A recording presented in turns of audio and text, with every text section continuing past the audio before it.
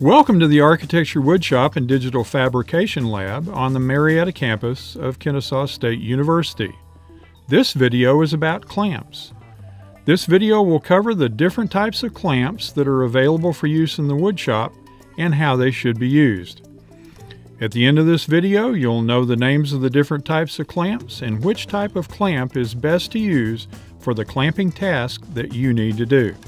Clamps come in different sizes, strengths, and duty weights. The style of clamp that is best to use will depend on the size, shape, and sometimes thickness of what you need to clamp. Clamps are used to hold things together. They can be used to hold pieces together while glue is drying. They can be used to hold pieces in position while more permanent fasteners are installed.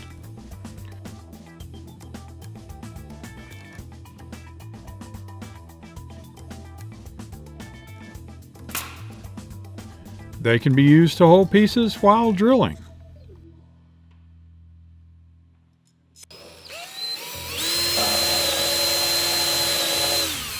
They can also be used to hold parts in position while they stabilize after steam bending.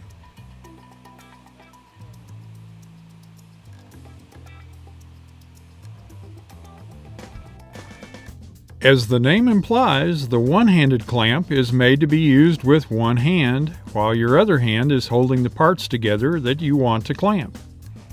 The clamp is made up of two jaws on a light to medium weight metal bar. One of the jaws is secured to an end of the bar, the other jaw moves along the bar. In order to use this type of clamp, squeezing the handles together tightens the clamp pads together. Pressing on the release lever loosens the grip of the clamp and allows the movable head to travel freely on the bar. One-handed clamps apply pressure in line with the bar and are considered light to medium duty clamps. Some one-handed clamps have end jaws that can be detached and reversed, allowing the clamp to apply pressure outward or to be used as a spreader. One-handed clamps are also called quick grip clamps. F-style clamps get their name from the fact that they look like the capital letter F. Okay, so woodworkers aren't always the most creative in their naming of tools. Expect this to become a trend with other clamp names. F-style clamps have a fixed jaw at one end and a second jaw with a screw that can be positioned along a medium to heavy-duty bar. In order to use this type of clamp, position the movable jaw just wider than the distance to be clamped. Hold the fixed head against one side of what needs to be clamped and snug the movable head into contact with the other side by releasing the locking keys and sliding the head. Then tighten the clamp by screwing the handle on the movable head. F-style clamps apply pressure in line with the bar and are considered light to heavy-duty clamps depending on the size of the bar and the size of the threads on the tightening screw. Note that over-tightening the clamp may deflect or bend the bar. Parallel jaw clamps are very similar to F-style clamps, with the particular distinction of having jaws that are, wait for it, parallel. Using this clamp is very similar to how an F-style clamp is used. Differences between the two styles include the following. The clamping surface of the jaws of parallel jaw clamps are more than just pads. They are wide blocks that extend about 4 inches from the bar at a right angle. That design means that the clamping heads produce pressure that is parallel to each other. That makes this type of clamp well suited for clamping boxes or frames with joints that come together at right angles in the corners. Releasing the movable head on a parallel jaw clamp for large movements is done by moving the position of the handle away from the bar, which disengages the locking mechanism from the bar and allows the head to slide. Parallel jaw clamps apply pressure in line with the bar and are considered medium to heavy-duty clamps. The wooden hand screw clamp is made out of wood, and its clamping mechanism uses 2 hand screws. I warned you about the naming trend. Probably one of the most traditional woodworking clamps, they are also one of the oddest of the clamps that you'll find in the shop. Wooden hand screw clamps have two jaws that are made out of wood. The two hand screws that open and close the jaws produce clamping pressure in line with the screws, for the most part. The hand screws are threaded through connector bolts that are free to rotate in the wooden jaws. This design gives these clamps the unique ability to be tightened at angles that are somewhat more or less than 90 degrees. Typically, parts are secured between the narrower ends of the jaws. Parts can also be secured between the hand screws of the clamp depending on the shape of the part to be clamped. Wooden hand screw clamps can be used to hold parts in a vertical position for drilling on a drill press. If the part is long enough, a pair of wooden hand screw clamps can be used at right angles to each other and a position vertical to the table is assured. Wooden hand screw clamps are considered medium-duty clamps. Spring clamps use a spring as the source of their clamping pressure. This naming trend just won't stop. Spring clamps come in a range of sizes, and some of the larger ones can squeeze with a good amount of pressure, but they're still considered light-duty clamps. Spring clamps produce squeezing pressure at the tips that is tangential to the axis pin. Spring clamps are very limited in the size of materials they can be used with, as the jaws of a spring clamp will only open so far. Some variations of a spring-type clamp have ratcheting and locking mechanisms. These would be considered medium-duty clamps. Pipe clamps work just like F-style and parallel jaw clamps. Instead of a bar, the heads are mounted on a pipe.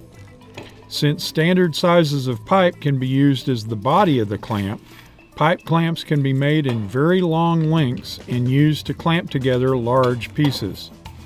Pipe clamps apply pressure in line with the bar, or pipe, and are considered medium to heavy-duty clamps.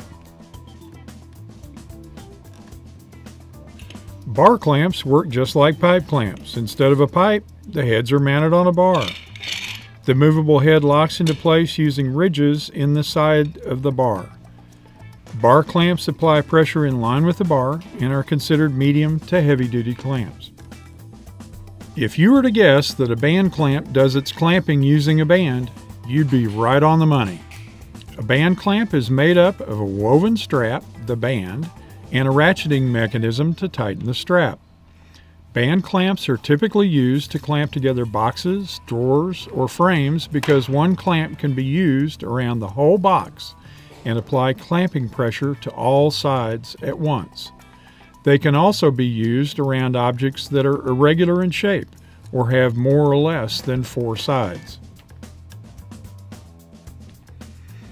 If you are having trouble deciding which type of clamp to use, or you're faced with clamping something particularly odd-shaped and could use some help, ask a staff member. It's not unusual to need 4 or even 6 hands to hold something in position while getting some clamps on it. Ask a staff person. There are some significant safety concerns when using clamps, and they include the following. You must maintain control of the clamps you're using at all times. Most clamps are heavy. Don't overload yourself with what you're trying to carry from the rack to the workbench or vice versa.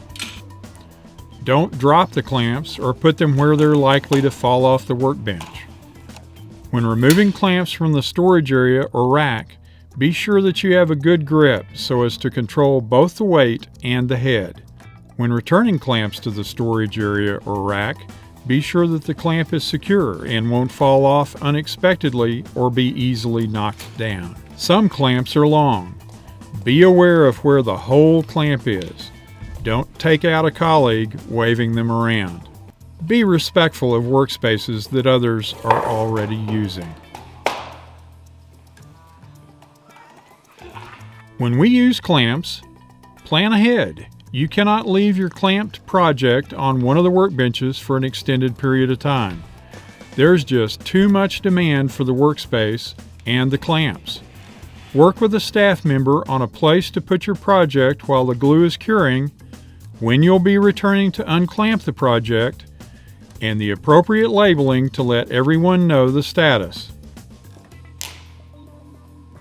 Make sure that the pressure the clamp is applying to the piece is in the direction that secures parts in place or holds parts together.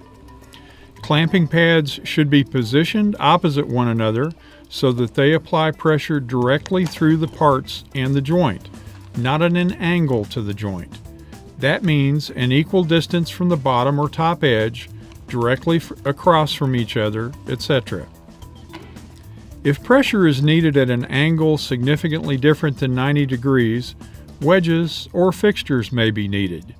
Ask a staff member for assistance. Yes, it is possible to over-tighten clamps.